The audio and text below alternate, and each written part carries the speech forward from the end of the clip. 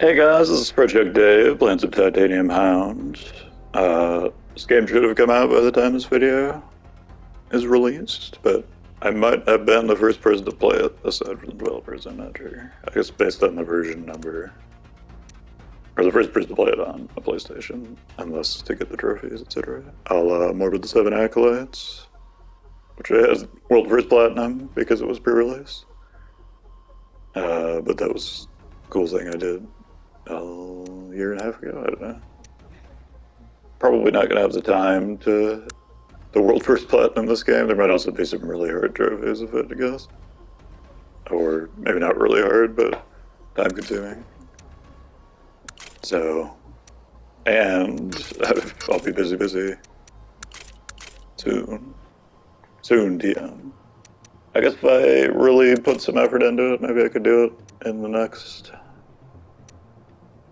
If I'm not busy tomorrow, and just sit here and play this for 20 hours. But basically this game is very cool, very nice looking, has a cool aesthetic, has a cool mechanics, plays kind of like elevator action, which is one of the best arcade games of all time. But it has like an actual story and stuff to go with it, which is pretty novel. The training is kind of daunting, and also it's very hard to aim.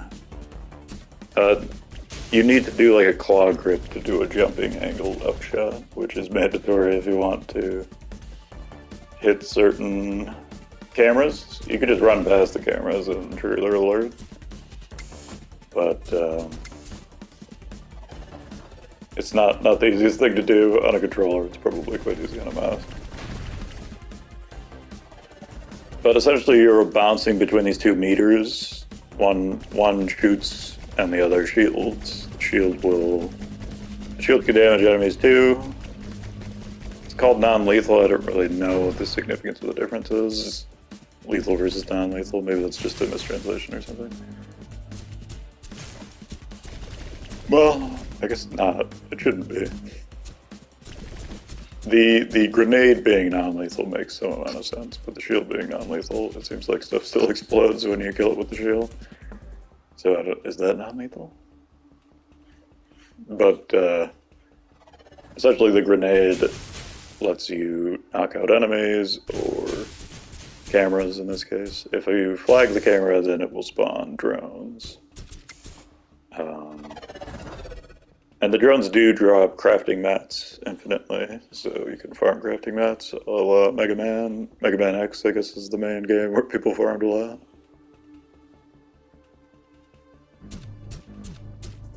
And this is your primary method of moving here.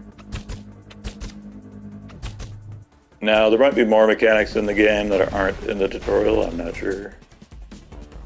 But at least as far as this goes, even in this context, it can be a little difficult to parse, but it wasn't too bad once I started playing the game. I haven't fought like a mandatory enemy that used this mechanic. This is the ice clone, essentially, Sub-Zero's ice clone. It is functioning properly. And that's how you get rid of this red circle shield thing. So there's an enemy that had this shield, but it seemed like you could kill him without doing this. Like it wasn't 100% mandatory. But there might be boss fights where you need to do that. It's kind of a strange one. First boss takes place on a moving truck, so can't do it there because it'll just fall off.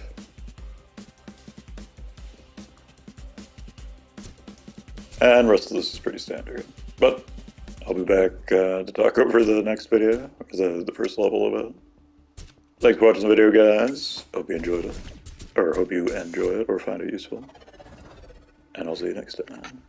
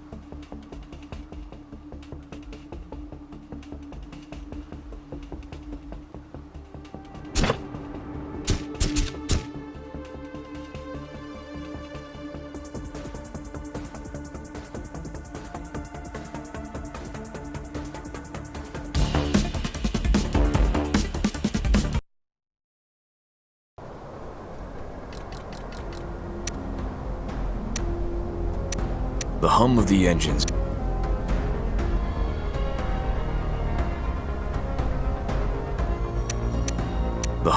engines broke the silence above the blocked highway as your dropship descended to the calculated altitude and started to decelerate.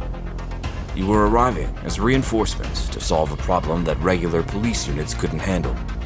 The titanium Hound was obediently moving according to Neuralink commands.